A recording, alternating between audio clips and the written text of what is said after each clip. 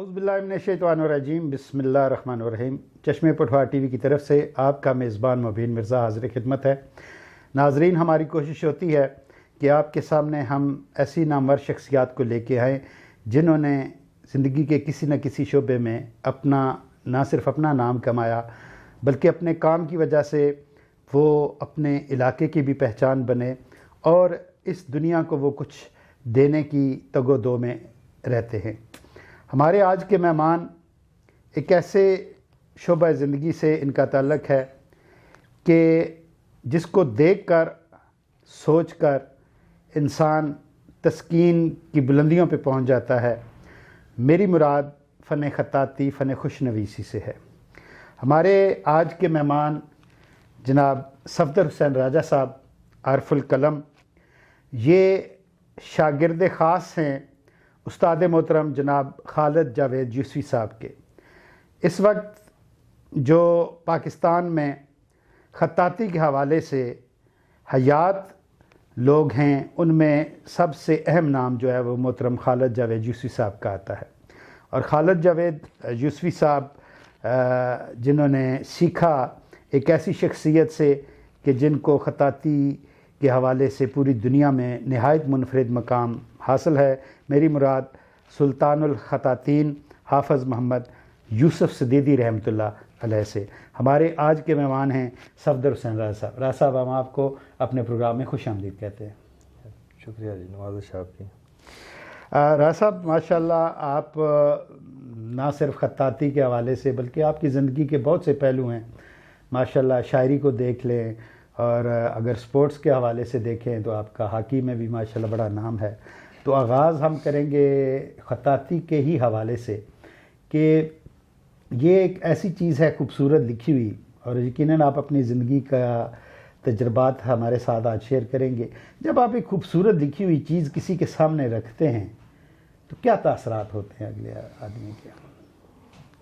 مرزا صاحب، آپ کا سوال سر آنکھوں پر، اور سب سے پہلے تو میں آپ کا شکریہ ادا کرنا چاہوں گا کہ آپ اور چشمے پٹھوار ٹی وی جو ہے یہ اس شعبے میں گراں قدر خدمات دے رہا ہے اپنے علاقے کے خاص لوگوں کو، جن کی اچیومنٹس ہوتی ہیں ان کو پروموٹ کرنے کے لیے، ان کو دنیا کو دکھانے کے لیے۔ تو یہ قدم قابل ستائش ہے اور اس کے لیے میں ممنون ہوں کہ آپ نے مجھے کچھ بولنے کا، کچھ سننے کا موقع دیا۔ اور اب آپ کا سوال کہ جب کوئی چیز، خوبصورت چیز کسی کے سامنے پیش کی جاتی ہے یا خطاطی پیش کی جاتی ہے تو لوگوں کا کیا ری ایکشن ہوتا ہے، تو اس کے لیے میں یہی کہوں گا کہ اللہ جمیل و یحب الجمال، کہ اللہ خوبصورت ہے اور خوبصورتی کو پسند کرتا ہے۔ تو اللہ تعالیٰ نے اپنی ساری صفات اور اپنے جتنے بھی خواص ہیں اس نے بہت معمولی مقدار میں کر کے تو انسان کے اندر ڈال دی ہیں۔ تو جب وہ خوبصورت ہے، خوبصورتی کو پسند کرتا ہے، تو یہی چیز اس نے انسان میں بھی ڈال دی ہے۔ تو جب کوئی بھی بندہ خوبصورت چیز دیکھتا ہے تو وہ اس کو خوبصورت ہی لگتی ہے۔ اور میں ایسے کہوں گا کہ خطاطی کیا، میں اگر کسی بندے سے پوچھوں کہ آپ کو بہتا ہوا پانی کیسا لگے گا، میرے خیال سے کوئی بندہ نہیں ہوگا جو کہے گا جی نہیں مجھے تو بہت برا لگتا ہے۔ جب میں کسی سے پوچھوں جی آپ کو گلاب کا پھول، موتیے کا پھول کیسا لگتا ہے، کوئی بھی نہیں کہے گا کہ مجھے برا لگتا ہے۔ جی کیوں؟ نیچر ہے، فطرت ہے، خوبصورت ہے، خوبصورتی اٹریکٹ کرتی ہے اور خوبصورت کو خوبصورت ہی کہنا چاہیے۔ میرا سوال کرنے کا مقصد یہ تھا کہ آج کل کمپیوٹر کا دور ہے، آج وہ لکھائی نہیں رہی، وہ خوبصورتی نہیں رہی، وہ تحریر کے اندر وہ جامعیت، وہ توازن نہیں رہا۔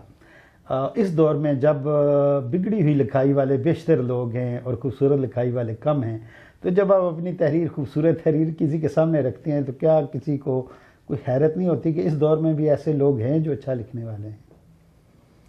نہیں، ایسے ہوتا ہے۔ مثلاً اب دیکھیں، اللہ تعالیٰ نے جب کہا نا نون والقلم، تو یہ تو قیامت تک چلتا رہے گا۔ کم ضرور ہو جائیں گے لوگ شاید، لیکن ختم نہیں ہوں گے، یہ چلتا رہے گا۔ اور یہ فطرت ہے، کمپیوٹر فطرت نہیں ہے، وہ مین میڈ ہے۔ اور اب ہاتھ کے لکھے ہوئے کو جو سمجھنے والے ہیں، جن کی آنکھ ہے دیکھنے والی، تو وہ تو ہاتھ کی لکھائی کو بہت پسند کرتے ہیں اور ان کو اٹریکٹ کرتا ہے۔ اور استھیٹیکلی بھی اگر دیکھا جائے کہ ایک عام بندے میں اس کو ایک کمپیوٹر کی لکھائی کا لفظ اور ایک ہاتھ کی کسی خطاط کا لکھا ہوا لفظ دونوں سامنے کیے جائیں اور اسے صرف پوچھا جائے کہ دونوں میں سے کون سا اچھا ہے، تو وہ کہے گا یہ خطاط والا اچھا ہے، حالانکہ اس کو نہیں سمجھ کہ یہ اچھا ہے تو یہ کیوں اچھا ہے، اگر وہ زیادہ اچھا نہیں لگ رہا تو وہ کیوں نہیں لگ رہا، یہ اس کو کوئی پتہ نہیں، لیکن استھیٹیکلی اس کو وہ خوبصورت لگے گا کہ یہ اچھا ہے اور وہ اس کو اچھا ہی لگے گا، فطرت ہے۔ اچھا، تو آپ کو یہ کب احساس ہوا خوبصورت لکھا ہے؟ کیونکہ جس دور میں آپ پڑھے ہیں وہ یقیناً ایسے اساتذہ کا تھا جن کے خود خط اچھے ہوتے تھے، لیکن خوش نویس ہونا تو اور بات ہے، لیکن ماشاءاللہ خطاطی ایک بالکل الگ فیلڈ ہے، اس میں تمام جو الفاظ ہیں ان کے اوزان ہوتے ہیں، ان کا باقاعدہ ایک اصول ہے، ضابطہ ہے، اور اس کو سیکھا جاتا ہے۔ قدرتی طور پہ کوئی بھی شخص خوش نویس تو ہو سکتا ہے لیکن خطاط نہیں ہو سکتا۔ تو کیسے، کس عمر میں آپ نے فیل کیا کہ مجھے اس شعبے میں جانا چاہیے، یا میرے اندر یہ اللہ نے صلاحیت رکھی ہے؟ دیکھیں مرزا صاحب، جب تو بچگانہ ذہن تھا نا، عمر بچگانہ تھی، مطلب سکول لائف تھی، تو اساتذہ کی ہینڈ رائٹنگ اچھی ہونے کی وجہ سے ہم پہ اچھا اثر پڑ رہا تھا لکھائی کا، اور عام پین سے جب لکھتے تھے تو اچھا تھا، اور جو اساتذہ کاپیوں پہ گڈ اور شاباش دیا کرتے تھے ان کا کام ذرا اور خوبصورت کرتے تھے، اور جو صرف سائن کر دیا کرتے تھے ان کا کام بھی ایسے ہی کیا جاتا تھا، مطلب فطری سی بات ہے نا۔ تو لکھائی نارمل پینسل کی لکھائی خوبصورت تھی، تو یہ تقریباً 91 92 میں جب کالج کا دور تھا تو خیال ایسے ہی گزرا کہ ویسے لکھائی اچھی ہے، اگر خطاطی سیکھی جائے تو مطلب کیسا لگے گا، اور یہ پتہ نہیں ہے کہ میں سیکھ بھی سکتا ہوں یا نہیں۔ تو اس کے لیے میں نے وہ جو میری ابتدا ہوئی خطاطی کی طرف، یعنی عام پینسل رائٹنگ سے خطاطی کی طرف جو ابتدا ہوئی وہ یوں ہوئی کہ میں نے کچھ قلم سے کچھ الفاظ لکھے، وہ اس وقت تو مجھے بھی بہت خوبصورت لگ رہے تھے، تو وہ میں یہاں گجر خان میں میاں زاہد علی ایڈوکیٹ ہیں، وہ قبلہ صوفی خورشید عالم خورشید رقم کے شاگرد رہے ہیں، نہیں گور نہیں، صوفی خورشید عالم خورشید رقم رحمۃ اللہ علیہ ہے، قبلہ گور صاحب تو ان کے مطلب کے شاگرد رہے ہیں نا، بیٹوں کی حیثیت سے، اور تو ان کے شاگرد رہے ہیں، تو میں ان کے پاس وہ لکھا ہوا لے کر چلا گیا، میں نے کہا میاں صاحب میں اتنا لکھنا جانتا ہوں تو کیا میں خطاطی سیکھ سکتا ہوں؟ تو انہوں نے دیکھا، اور یقیناً وہ دیکھنے والی نظر تھی، انہوں نے کچھ خواص دیکھے کہ ہو سکتا ہے، تو انہوں نے انکریج بھی کیا اور اپنی شاگردی میں بھی لیا۔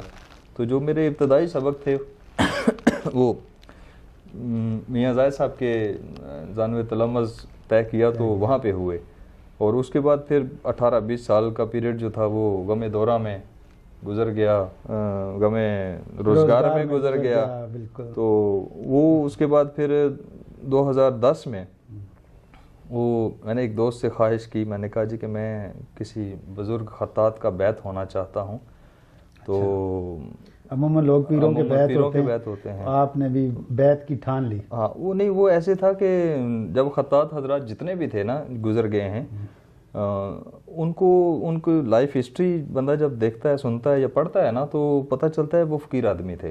جیسے میرے دادا استاد محترم قبلہ حافظ یوسف صدیقی علیہ رحمہ، انہوں نے مساجد کا جتنا بھی کام کیا ساری زندگی کبھی پیسے نہیں لیے، ماشاءاللہ، اسٹیٹ کا کام کیا، پاکستان کا کام کیا، مینار پاکستان پہ اور بے شمار پاکستان کی جو تاریخی جگہیں وہاں پہ کام کیا، لیکن کوئی معاوضہ نہیں لیا، اور ایک دفعہ تو گورنمنٹ نے بھیج بھی دیا تھا، وہ بھی واپس کر دیا کہ میں لیتا ہی نہیں ہوں جی۔ تو یہ ایسے لوگ تھے، تو دل میں آئی کہ ایسے لوگوں کا بیعت ہوا جائے، تو وہ دوست مجھے پھر راولپنڈی میں مقیم قبلہ خالد جاوید یوسفی صاحب کے ہاں لے گئے، تو پھر انہوں نے کہا جی کہ آپ نے چونکہ 91 92 میں آپ نے تختیاں کی ہوئی تھیں میاں زاہد صاحب سے، تو آپ وہ پہلی تختی لے کر چلے جائیں، لکھنے والے لوگ ہیں تو آپ کا کام دیکھیں گے، خوش ہوں گے۔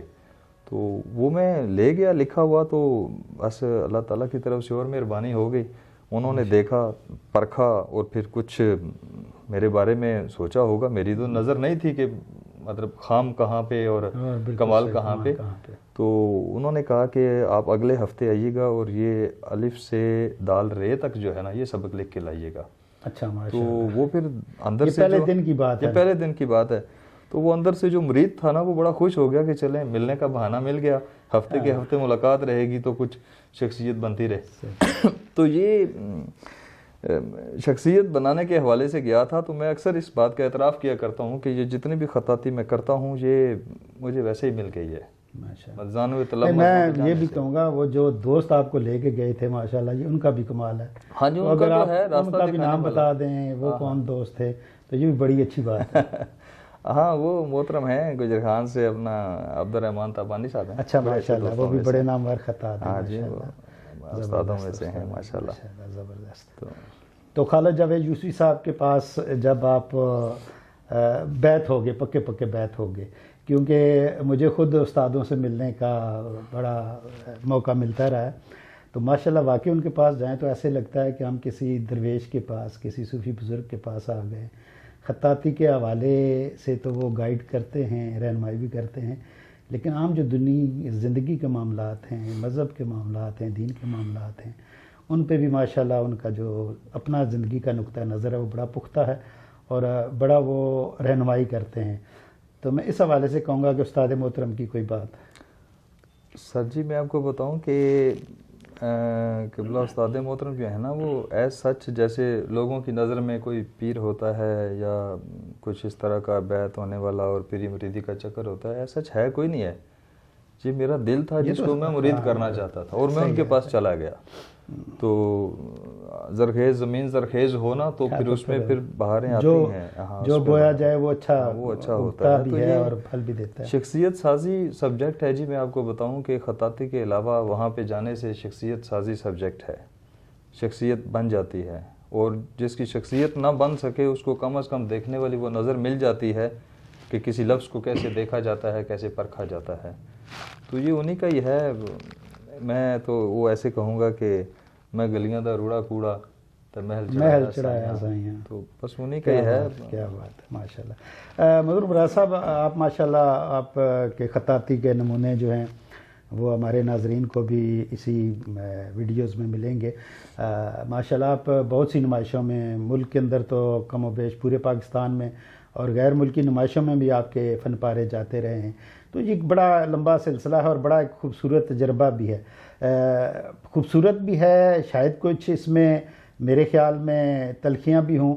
تو اس حوالے سے آپ کے کیا تجربات ہیں؟ یہ جو سفر ہے اس میں اچھی اچھی باتیں تو ہیں، کچھ تلخ تجربے بھی ہیں. ہاں جی، دنیا ہے، انسانوں کی منڈی ہے، ہر طرح کے لوگ ملتے ہیں. ایسے تو نہیں ہو سکتا کسی شعبے میں جائیں اور صرف اچھے ہی اچھے ملیں. ہوتے ہیں تجربات، اچھے تو بے شمار ہیں. اور ایک مطلب کہ تلخ تجربہ سا ہوا مجھے، مطلب کبھی کبھی بڑا عجیب سا لگتا ہے کہ جی ایسا کیسے ہے اس شعبے میں بھی. وہ میں ذکر اس لیے کرنا چاہ رہا ہوں کہ جو تجربات ہوتے ہیں نا، اس سے انسان خود تو بہت کچھ سیکھتا ہے، لیکن جب آپ اس کا ذکر کرتے ہیں تو جو اس شعبے سے متعلق لوگ ہوتے ہیں ان کو بھی شاید کوئی اچھی راستہ مل جائے اور وہ اس تلخی سے بچ جائیں. تو اس لیے میں نے ذکر کیا. وہ اصل میں ایسے ہے کہ ایک دفعہ ایسے ہوا کہ ایک انٹرنیشنل نمائش جب جہاں پہ ہوئی ہمارے ہاں پاکستان میں، تو اس میں پاکستان کی نمائندگی بھی کر رہے تھے، کافی خطاط حضرات تھے، مصور حضرات تھے. تو اس میں ایسے ہوا کہ نمائش کے بعد ہمیں انتظامیہ کی طرف سے ایک فون آیا جی کہ کوئی کمپنی، کوئی فرم ہے، وہ اس نمائش کے 20-25 فن پارے خریدنا چاہتی ہے اور جتنا ہدیہ آرٹسٹوں نے، خطاطوں نے لکھا ہوا اتنا نہیں پے کر سکتے، وہ کم کریں گے 60-70,000 کے لگ بھگ. تو انہوں نے پھر پوچھا جی کہ اگر آپ کی اجازت ہو تو آپ کا فن پارہ جو ہے یہ ان کو سیل کر دیا جائے. تو اجازت دے دی کہ اب اللہ کی آیات اور نبی پاک صلی اللہ علیہ وسلم کی باتوں کو پیسوں میں تو نہیں تولا جا سکتا. جس کو جو جتنا اچھا، جتنا کوئی اپنی مرضی سے، خوشی سے اور اپنی استطاعت کے مطابق دے سکتا ہے، اس پہ تو ہم لوگ تو کم از کم بزید ہونے والے نہیں ہیں کہ ایسے ہو یا ویسے ہو. تو اجازت دے دی. پھر 2 ہفتے کے بعد پھر جب وہ پتہ کیا کہ وہ اپنے فن پارے کا بات کی تھی تو اس کا کیا ویئر اباؤٹس ہیں، تو انہوں نے کہا جی کہ بات نہیں بنی تو آپ جو ہے نا وہ کبھی اپنا فن پارہ لے جائیے گا، واپس لے جائیں. اچھا. تو ایسے ہی ذہن میں خیال گزرا کہ ایک کمپنی یا فرم ہو، وہ اپنی مرضی سے اپنی پسند کر رہی ہو، پھر قیمت مرضی کی لگا رہی ہو اور آرٹسٹ کو اعتراض بھی کوئی نہ ہو اور پھر وہ لے کر بھی نہ جائے، تو کوئی بات سمجھ نہیں آئی. تو بس ایسے ہی وہ فن پارہ، جب ایک فن پارے کو دوسرے فن پارے میں فریم میں فٹ کرنے لگا نا میں گھر پہ، تو وہ میں نے دیکھا کہ فن پارہ آلریڈی کھلا ہوا تھا.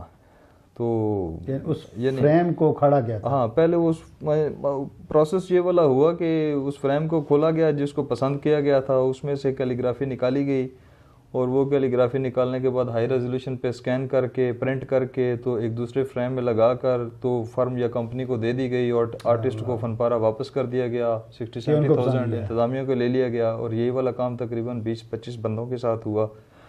اچھا اور صرف آپ کے ساتھ نہیں ہوا؟ ایسے نہیں, میں نے اس پہ 2-3 شہادتیں بھی قائم کی ہیں کہ بالکل ہاں ایسے ہوا ہے جی, لیکن فن پارہ ہمارا گیا نہیں ہے. تو وہ فن پارہ کدھر جانا تھا, وہ تو پیسے جانے تھے. تو ایک خیال گزرا کہ جی کیسا شعبہ ہے, خطاطی لکھتے ہیں, قرآن لکھتے ہیں, راتوں کو لکھتے ہیں, اور یہاں پہ پھر اس طرح سے سلوک کیا جائے تو پھر وہ دل تھوڑا سا بد دل سا ہو گیا کہ یہ آرٹسٹ پھر کام کرے تو ان لوگوں کے لیے کیوں کرے. اس سے بہتر تو یہی ہے کہ جیسے ہم کرتے ہیں بس اپنے دل کا رنجہ راضی رکھتے ہیں, راتوں کو لگے رہتے ہیں اور بس اپنا دل مطمئن ہے بس کافی ہے, باقی کسی کے لیے کیا ضرورت ہے. میں فیس بک پہ ایک دفعہ میں نے آپ کا یہ جو آپ راتوں کو لکھتے ہیں اس کو آپ نے منظوم بھی کیا اور اپنی پٹھواری زبان میں کیا, تو میں چاہوں گا چشمے پٹھوار کے اس فورم سے آپ وہ کچھ اشعار ہمارے ناظرین تک بھی پہنچائیں. وہ بس دلی کیفیات ہوتی ہیں مرزا صاحب. رات کو جب بندہ جاگتا ہے نا, خطاطی والا جاگتا ہے تو کمپوزیشنیں نازل ہونا شروع ہو جاتی ہیں. شاعر لوگ آمد ہوتی ہے, آمد ہوتی ہے, شاعر لوگ جاگتے ہیں تو شعر آمد ہوتی ہے, فقیر لوگ جاگتے ہیں تو اسرار و رموز ہوتے ہیں وہ نازل ہونا شروع ہو جاتے ہیں. تو اسی طرح سے کچھ الفاظ ٹوٹے پھوٹے, شاعر نہیں ہوں, اعتراف ہے ایک شاعر نہیں ہوں, بس ذوق ہے جس کی وجہ سے بس کچھ نہ کچھ خیال آ جاتے ہیں. تو وہ میں عرض کروں گا, پٹھواری میں ہے اپنی مادری زبان میں کہ لفظاں نال میں گلاں بانا رہنا آیا, واہ واہ, لفظاں نال میں گلاں بانا رہنا آیا, ساری راتی لفظ بنانا رہنا آیا, ساری راتی لفظ بنانا رہنا. واہ واہ. کشاں مداں نقطے دائرے گل نہیں سننے, کشاں مداں نقطے دائرے گل نہیں سننے, پچھلی پیریں ترلے بانا رہنا آیا. ایک نقطے جد گل ایک دسی نقطے نہیں, واہ واہ واہ, ایک نقطے جد گل ایک دسی نقطے نہیں, میں کی میں بے نقط سنانا رہنا آیا. یوسف ورگے لفظ نہیں بننے ماڑے کولوں, واہ واہ, یوسف ورگے لفظ نہیں بننے ماڑے کولوں, ماشاء اللہ. وریاں تو میں لکھنا سانا رہنا آیا. واہ واہ. اور چٹے کپڑے اتر گلاباں کچھ نہ پوچھ, واہ, چٹے کپڑے اتر گلاباں کچھ نہ پوچھ, اندر نہیں میں بو چھپانا رہنا آیا. واہ واہ واہ واہ. اور آخری خود کلامی نال اس نہ قطع کرنا پیا کہ میں نہ جانا کون ہے سفتر کچھ تے دس, میں نہ جانا کون ہے سفتر کچھ تے دس, تاڑے کول تے آنا جانا رہنا آیا. واہ واہ واہ واہ, ماشاء اللہ جی. صفدر صاحب پٹھواری بھی جی تساں بڑا سوہنا لکھا اور اپنا پوری وہ کیفیات جڑیاں بڑے سوہنے طریقے نال بیان کی. اچھا, اب ایک آج کا دور کمپیوٹر کا دور ہے اور ماشاء اللہ چیزوں میں تیزی آ گئی ہے, سہولت بہت زیادہ آ گئی ہے, لوگ آرام طلب ہو گئے. خطاطی ایک مشقت طلب کام ہے, وقت دینا پڑتا ہے, ٹائم, اور پھر ارکریزی کرنی پڑتی ہے. کیا آپ سمجھتے ہیں آج کا طالب علم اس طرف کچھ رکھتا ہے شوق؟ دیکھیں, میں نے ایک بات پہلے کی کہ مقدار جو ہے نا وہ کم ہو گئی ہے, لیکن معیار جو ہے نا وہ بہت بڑھ گیا ہے. ماشاء اللہ. لکھنے والے بہت تھوڑے لوگ ہیں, لیکن جو لکھنے والے ہیں وہ اچھا لکھنے والے. اب ٹرینڈ کی اگر بات کریں کہ لوگوں کا اس طرف ٹرینڈ ہے نہیں ہے یا کم ہے, تو یا کمپیوٹر اس میں کتنا انوالو ہے, تو کمپیوٹر کو تو میں ضرور دوش دوں گا اس بات کا, لیکن کمپیوٹر کے علاوہ ہمارے جو بڑے ہیں, ملک کے بڑے ہیں, جس دور میں بھی رہے ہیں, میں کسی ایک بندے کو یا کسی ایک پارٹی کی بات نہیں کرتا ہوں, جتنے بھی پاکستان کے بڑے رہے ہیں سارے اس میں قصوروار ہیں کہ جب کمپیوٹر آیا اور لانچ ہوا تو یہ صرف پاکستان میں تو نہیں لانچ ہوا. المیہ یہ رہا کہ ہمارے ہاں جب کمپیوٹر آیا تو لکھنے والوں نے چھوڑ دیا, اور جو فرمیں کام کر رہی تھیں انہوں نے کمپیوٹر سے مدد لینا شروع کر دی, اور جو ہاتھ سے کام کرنے والے تھے بے روزگار ہو گئے, اور یہ جو ہمارا اسلامی ورثہ خطاطی ہے یہ آہستہ آہستہ پیچھے ہونا شروع ہو گیا. یہ المیہ رہا اور توجہ نہ دی گئی گورنمنٹ کی طرف سے.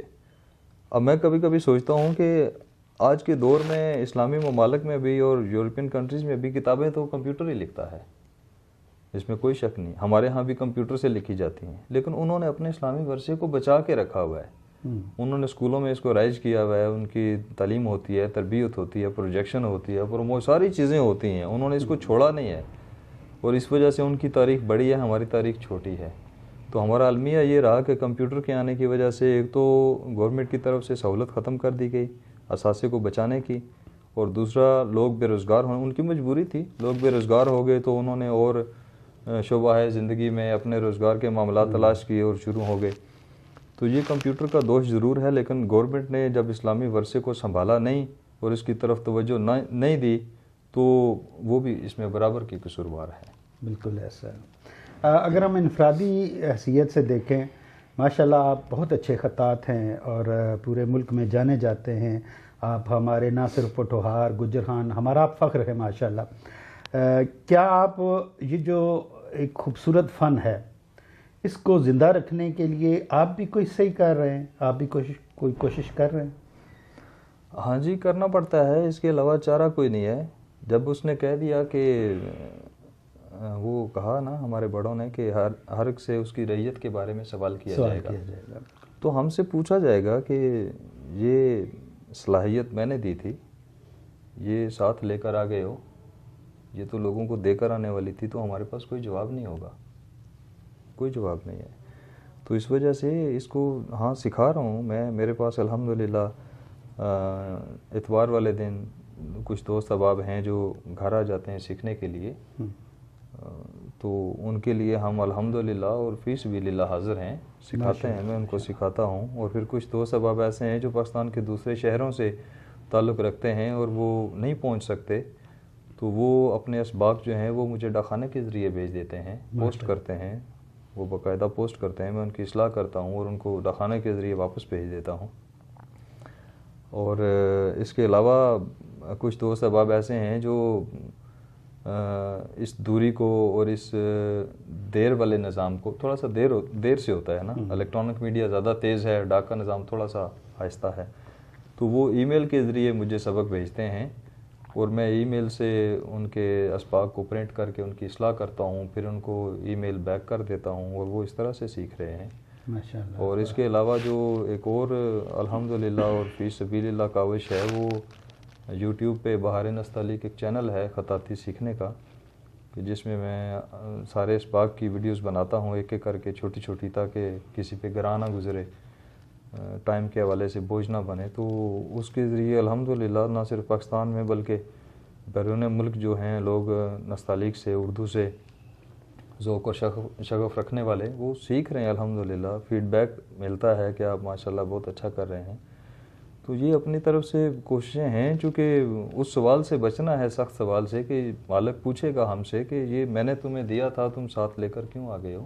بڑی ذمہ داری ہے، تقسیم نہیں کی، بڑی ذمہ داری ہے. ماشاءاللہ آپ تقسیم بھی کر رہے ہیں. اور رہ رہا ہے کہ مجھے استاد محترم خالد یوسفی صاحب بھی یاد آ رہے ہیں. یہاں 23 مارچ کو چند سال پہلے یہاں ایک نمائش کا اہتمام کیا گیا تھا، جس میں بہت سارے دوستوں نے اپنے فن پارے رکھے تھے. تو یہ میرے خیال میں گجر خان کی خوش قسمتی بھی ہے، اور گجر خان جو ہے وہ ایسی زرخیز زمین ہے جو اس حوالے سے، خطاطی کے حوالے سے بھی کام کر رہا ہے.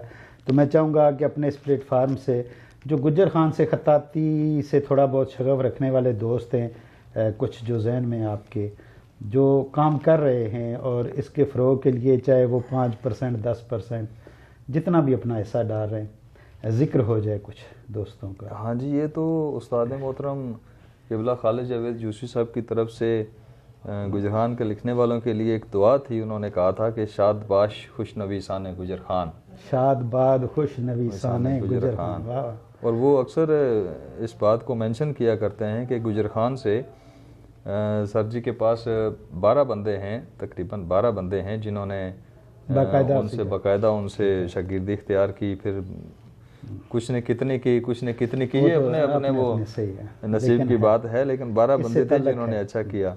تو وہ ہمارے لیے اعزاز ہے کہ سر جی یہ کہتے ہیں کہ خطاطی کا ہیڈ کوارٹر تو گجران کو ہی ہونا چاہیے. ماشاءاللہ، یہ سر جی کے الفاظ ہیں اور ہمارے لیے اعزاز ہیں. یہ چونکہ میں نے لفظ سنے ہوئے تھے تو چاہ رہا تھا کہ آپ بھی اس کی تصدیق کر لیں کہ ماشاءاللہ واقعی گجران کے اندر ایسا ہے. اور گجران میں آپ کو بتاؤں ہمارے جو پرانے اساتذہ گزرے ہیں، عصر حاضر کی میں اگر بات کروں تو سب سے پہلے تو عبدالرحمن تبانی صاحب ہیں، سینئر ہیں، آرٹسٹ ہیں اور کیلیگرافر ہیں. اس کے بعد پھر رحمت علی ولایت حسین تبانی صاحب ہیں نا، ان کے بیٹے ہیں عبدالرحمن تبانی. اور پھر اس کے بعد رحمت علی ہیں، گجران سے ہیں، اور عادل محمود ہیں. عادل محمود صاحب ماشاءاللہ بہت اچھا کام کر رہے ہیں. ہاں جی. اور ضمیر سماب ہیں، اور عمران ہیں، علی شوکت ہیں، حمید فلک صاحب ہیں.